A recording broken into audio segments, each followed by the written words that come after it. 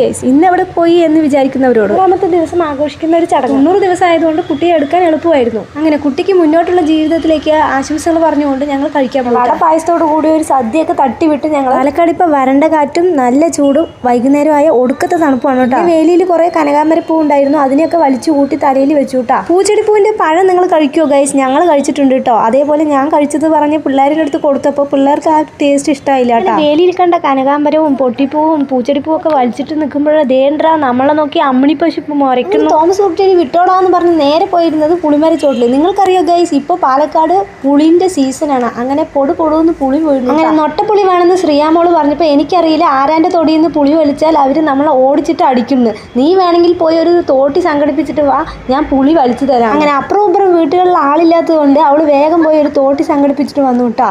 അങ്ങനെ തല്ലി പുളി പൊഴുത്തി. നൊട്ടപ്പുളി കിട്ടിയില്ല കേട്ടോ, പകരം പച്ചപ്പുളിയാണ് കിട്ടിയത്. ഈ കാറ്റുകാലത്ത് പുളി തിന്ന ആഹാ അടിപൊളിയായിരിക്കും. പിള്ളേർ പറഞ്ഞാൽ കേൾക്കില്ല, എന്നാൽ തിന്നോട്ടെന്ന് ഞാനും വിചാരിച്ചു. വായിൽ വെള്ളം വന്നിട്ടുണ്ടെങ്കിൽ അപ്പം തന്നെ ലൈക്ക് ഇട്ടൊരു കമന്റ് അടിച്ചു. പുളിയും കഴിച്ച് ഞങ്ങൾ അവിടെ നിന്ന് ടാറ്റ ബൈ ബൈ പറഞ്ഞ് വരുന്ന വഴിക്ക് ഞങ്ങൾ വേറൊരു സ്ഥലത്തേക്ക് പോയി. എവിടേക്കുമല്ല, ദിയാക്കുട്ടിൻ്റെ ബെസ്റ്റ് ഫ്രണ്ടും വലിയച്ഛൻ്റെ മോളുമായ പുഞ്ചി ചേച്ചിൻ്റെ വീട്ടിലേക്കാണ് കേട്ടോ. പുഞ്ചി ചേച്ചിൻ്റെ വീട് കണ്ടിട്ടില്ല എന്ന് പറഞ്ഞ് ഞങ്ങൾ വരുന്ന വഴിക്ക് പുഞ്ചി ചേച്ചിൻ്റെ വീട്ടിൽ കയറി. ഞങ്ങളെ കണ്ടപ്പോൾ ഭയങ്കര സന്തോഷമായി. പിന്നെ പുഞ്ചി തൻ്റെ റൂമൊക്കെ കാണിച്ചു കൊടുക്കണ്ടായിരുന്നു. പിന്നെ അവിടെ നിന്ന് ടാറ്റ ബൈ ബൈ പറഞ്ഞു ഞങ്ങൾ പോന്നു. വരുന്ന വഴിക്ക് പാടത്തും പറമ്പിലും ഒക്കെ നിറയെ തോര വെച്ച് പിടിപ്പിച്ചിട്ടുണ്ട്. അപ്പോൾ തോര കഴിക്കാൻ വേണ്ടിയിട്ട് ഒരു പിടി തോര ഞങ്ങൾ വരും. തോര കഴിക്കാൻ വേണ്ടി ഒരു അടിപൊളി സ്പോട്ടിലാണ് നമ്മൾ നിർത്തിയിട്ടിരിക്കുന്നത് കേട്ടോ. നമ്മുടെ നാടും വീടും നാട്ടുകാരോ പാടവും എല്ലാം എന്തൊരു വൈബില്ലേ. നാട്ടിലെ മീനും പാടത്തെ കൊറ്റിയും ദേശാടന പക്ഷിയൊക്കെ കാണിച്ചു കൊടുത്ത് ഞങ്ങൾ ഇഷ്ടപ്പെട്ട ഒരു ലൈക്കും കമൻറ്റും ഫോളോ ചെയ്തിട്ട് കൂടെ കൂടിക്കോ. അടുത്ത വീഡിയോ കാണാം. Bye bye.